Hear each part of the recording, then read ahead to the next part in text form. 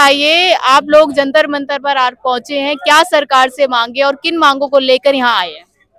हमारी मांग सबसे पहले ये है, हाँ। सबसे पहले है हमारा ORP one rank one pension हमें आए हुए को कम से कम 30-35 साल हो गया। ऐसे कम फ्रॉम द कंटिन्यूस हाँ। हमारे आए हुए कम से कम 35 साल हो गया है। ये क्यों नहीं, ये एक रैंक एक पेंशन क्यों नहीं दे रहे? बीच में क्या है, बीच में कोई काटने वाली चीज है? क्योंकि इसका बाहर की एजेंसियों का हाथ बहुत ज्यादा है इसमें। ये जो है ये एक खतरनाक, भारतवर्ष के लिए खतरनाक हो सकता है। ये तो लेकिन हम मोदी सरकार ये कहती है कि जब से हम आए हैं तो हमने सभी को समान माना है, सबका साथ सबका विकास किया है। नहीं नहीं, बिल्कुल नहीं मानना हाँ। है, बिल्कुल नहीं मानना जी। है। मैं बाहर की जो एजेंसियां हैं जी। वो सब हमें हिंदुस्तान के बीच में आए हैं, जी। वो सब बर्बाद करना चाहती है। मैं तेरे को पक्का बात बताऊं, जो मोदी ने काम किया है इसने बहुत गलत काम किया है। मैं आपको बात बताता हूँ। और जो है एजेंसियां जो बाहर की है उन्होंने बहुत एजेंसियां जो है ना बाहर की, हम नाम नहीं लेने चाहते हैं क्योंकि वो हमारे देश की अंदरूनी बात है। वो जो है बड़े बड़े अफसरों के साथ बड़ी बड़ी एजेंसियां लगी हुई हैं, क्योंकि have you replacement the other by the country of the agency as a name of the change of the name, you are understand.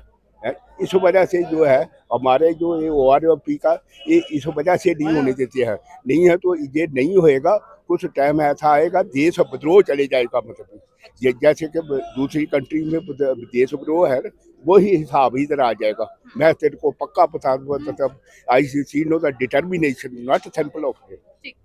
ठीक है ना, ये हमारी ख्वाहिश है, लेकिन ये ऐसा काम नहीं करना चाहिए। एक लोकतंत्र के बीच में आकर हम लोगों को इतना बेरहम किया है। हम फौज की नौकरी किया, हमने नमक खाया है फौज का, हम हराम नहीं खाएगा। मतलब अगर हम नमक हराम करेंगे तो ये जितने जितने बड़े बड़े अफसर हैं इनके साथ जो है गोत्र विभाग के आदमी जो है वो इनके पीछे लगे हुए हैं, जो पैसा लेते हैं।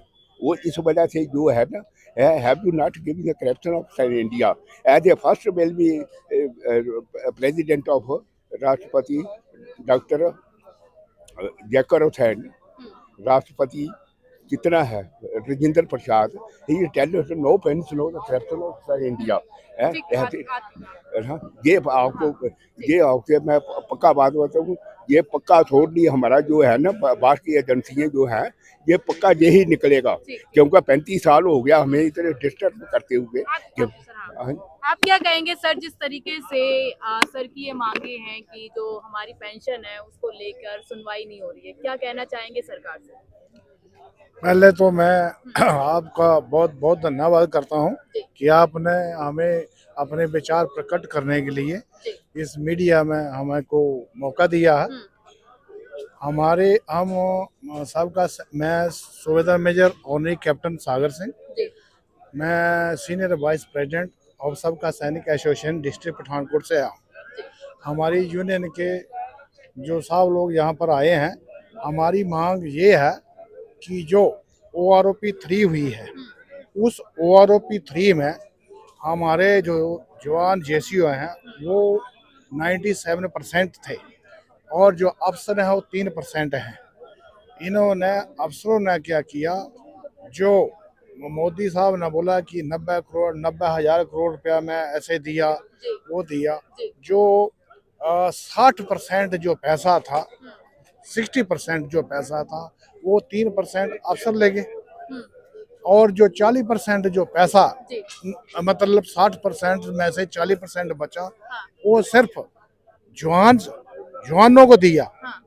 आप एक चीज, वो जैसे वन रैंक वन पेंशन जो ORP 2 जो ORP 3 हुई है, जैसे ORP 2 या 3 हुई है, इस 3 में एक सूबेदार साहब हैं, उनका 5 पैसा तक नहीं बढ़ोतरी की, क्योंकि एक सर्विस करता है, एक सोल्जर सर्विस करता है, एक साल में उसका 1.5% पैसा बढ़ता है, तो अगर 5 साल में तो 7.5% हो जाता है। तो वैसे भी 3.5% उसको 50% पेंशन का हिसाब से 3.5% वैसे ही सोच का फर्क भी तो होता है ना, जो जिनकी आप कह रहे हैं कि 60% पैसा 3% लोगों को दिया देखो जा रहा है। ऐसा है मैडम, जो एक उस समय से हमारी बेसिक पेंशन है जी वो अफसर की भी नज़ारत की हुई है, हम्म जेसीओ जवान की भी की हुई है। जी अगर जो 3% या 3.5% उसके साथ मल्टीप्लाई इक्वल होना चाहिए था, बिल्कुल जो कि हमारे को इन्होंने 2.57% के हिसाब से इंक्रीज किया, और जो 7 CPC में, जी और अफसर को 2.81 से दिया।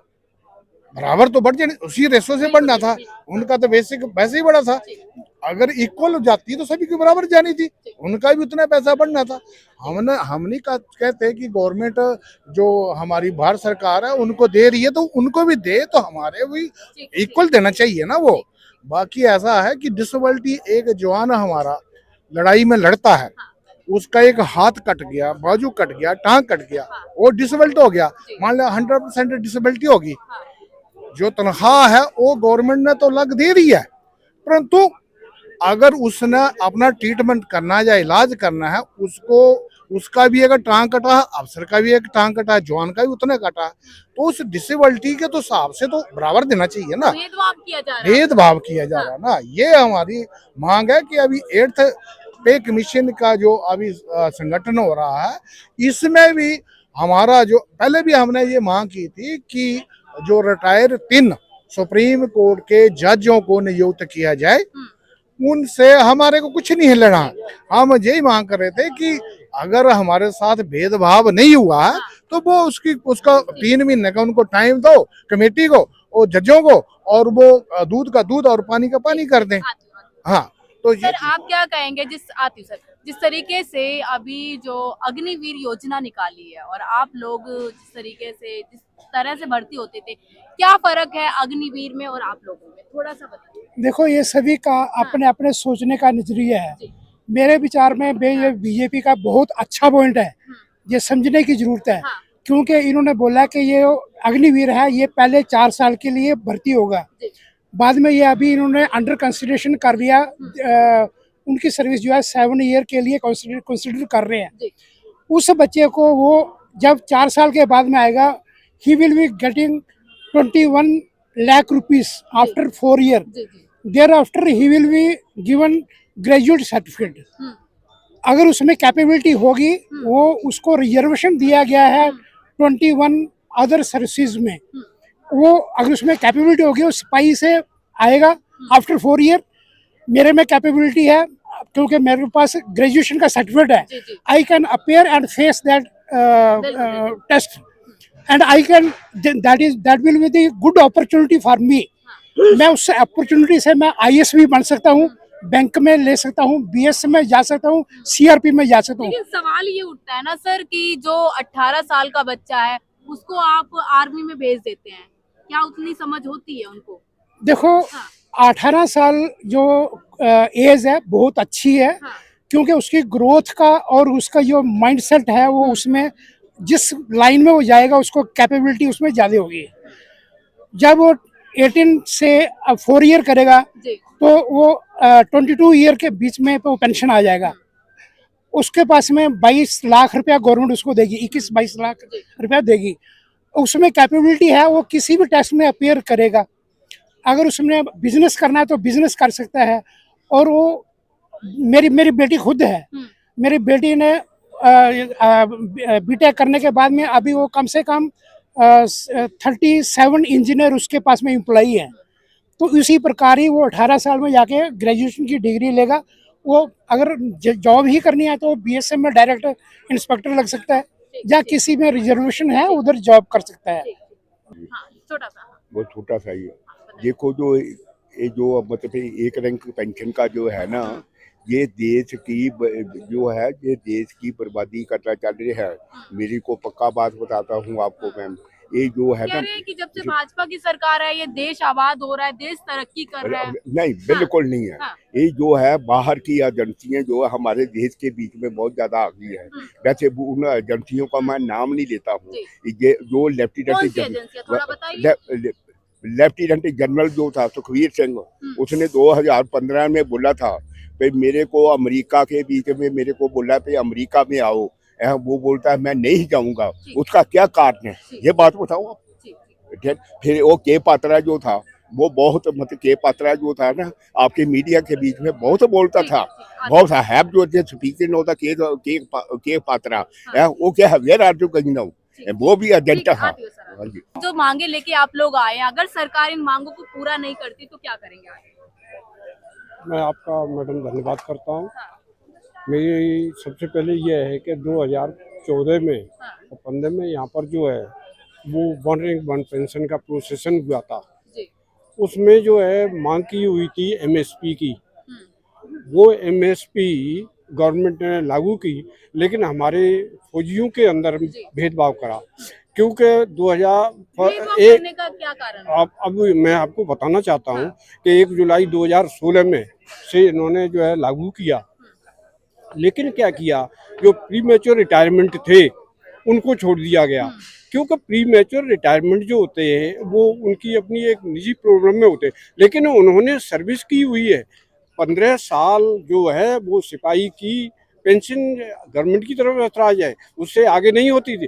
15 साल के बाद वो कभी भी रिटायरमेंट होता है तो उसको आप प्री मेच्योर के हिसाब से उसकी एमएसपी नहीं रोक सकते। यानी भूतपूर्व सैनिक को एक तरफ आप कहते हो वन रैंक वन पेंशन, एक तरफ आप एमएसपी किसी को दे रहे हैं और किसी को नहीं दे रहे हैं, लेकिन 15 साल के बाद जो भी रिटायरमेंट हो रहा है उसको सबको एमएसपी देना चाहिए। ये एक भेदभाव एक किया है सरकार ने, ये नहीं करना चाहिए, क्योंकि कहीं भी नहीं ऐसा लिखा है 15 साल के बाद जो फौजी है उसे पेंशन का हक है, उसने वो भी सर्विस उसने की है। अरे आप जो है ना एक नर्स को आप जो है ना 10,000 रुपए देते हैं, जो कभी वो फील्ड का फ्रंट नहीं देखता। एक सिपाही जो है नंबर 1 सिपाही होता है बॉर्डर का, देश की सेवा करता है, उसे आप जो है ना उसने 15 साल से ऊपर की, चाहे वो 20 में क्या 16 में क्या, आपने एमएसपी उसको जो है ना आपने रोक दी, क्योंकि आप एमएसपी नहीं रोक सकते उसको। वो फौजियों में आपने अलग अलग जो है ना बांट दिया, ग्रुप बना दिया, तो आप बताइए कि वन रैंक वन पेंशन कहाँ हुई, उसे आप आरोपी नहीं कह सकते। दूसरा जो है एमएसपी का मैं आपको कहना चाहता हूँ, एमएसपी जो है, सवाल मेरा ये है, अगर सरकार आपकी मांगे नहीं मानती तो क्या करेंगे आप? तब तो ये एजिटेशन चालू रहेगा, आंदोलन चालू रहेगा बड़े जोर शोर से। अभी तो पहला प्रदर्शन है, आगे और भी जो है ना स्ट्रेंथ, काफी स्ट्रेंथ होगी और उसके अलावा बड़ा धरना प्रदर्शन होगा। ये वहाँ पहले भी देख सके, 101 दिन से यहाँ पर जो है ना हमारे यहाँ 2 टेंट लगे हुए थे, ऑफिसर्स का अलग और जेसीओ जवानों का अलग, और यहाँ पर ऐसा धरना प्रदर्शन किया तो तभी एमएसपी लागू की है, उससे पहले एमएसपी नहीं थी, उस धरने से ही की थी। लेकिन उस धरने के बाद भी इन्होंने 2 तरह का धोखा दे दिया, जो 2016 से जो पहले हैं उनको नहीं दिया। आप क्या कहेंगे सर रिगार्डिंग जो ये प्रोटेस्ट हो रहा है कि हमारे साथ भेदभाव किया जा रहा है, अफसरों की पेंशन ज्यादा है और जो सिपाही हैं उनकी पेंशन कम है, क्या सरकार ऐसा भेदभाव करती है? बिल्कुल करती है। जब वन रैंक वन पेंशन 2014 में जब आए थे तो पहला ओआरपी मिला था, तो पहला ओआरपी में तो थोड़ा बहुत ठीक भी रहा, ओआरपी 2 में थोड़ा सा कम रहा ओआरपी 1 से, और ओआरपी 3 में तो बिल्कुल समाप्ति कर दिया। आप ये समझ लीजिए कि 60% जेसीओ एनसीओ जो कि पीवीआर बोले जाते थे पहले, उनको ओआरपी 3 से वंचित कर दिया। मात्र 40% अब जिसको खत्म किया है, ओआरपी से निकाला है, वो है हमारे पीएमआर वाले, प्री मैच्योर रिक्वायरमेंट, जिसको बोलते हैं ऑन रिक्वेस्ट डिस्चार्ज। ठीक है, ये शब्द ऑन रिक्वेस्ट डिस्चार्ज नाम का शब्द पहले कुछ था नहीं। ठीक, तो ये किस सरकार में हुआ है? पहले कांग्रेस की सरकार भी थी, फिर ये अभी हुआ है। आपका जो ओआरपी जो आया है वो बीजेपी में ही आया, अच्छा, पहले नहीं हुआ था। लेकिन बीजेपी सरकार ये कहती है कि हम हर तबके की सुनते हैं, हर तबके की सफाई करते हैं। बिल्कुल सही बात बोला आपने कि हर तबके के सुनते हैं, लेकिन नीचे वाले तबके की आवाज पहुंचती नहीं है, अच्छा, ऊपर वाले तबके के पहुंच जाती है। साथ रहता हूं मैं, मोदी जी तो लगातार ये कहते हैं, लेकिन आवाज तो पहुंचे तभी तो सही। क्या विसंगतियां हैं, मोदी जी तक कहाँ पहुंच पा रहे हैं, हमारी पहुंच कहाँ तक है? अफसरों तक। अफसर मोदी जी को रिप्रेजेंट करता नहीं, सही बात बताता नहीं है। ये ब्यूरोक्रेट्स जो है हमारे जो है, ठीक है, सेक्रेटरी लेवल के जो है वो ब्रीफिंग देते हैं, मोदी जी को देते हैं। पीएमओ है, पीएमओ मोदी जी को ब्रीफिंग देते हैं। उसमें अफसर जितने भी हैं, बड़े बड़े जो अफसर जो हैं, वो अपना आवंटन कर लेते हैं, नीचे वाले को छोड़ देते हैं।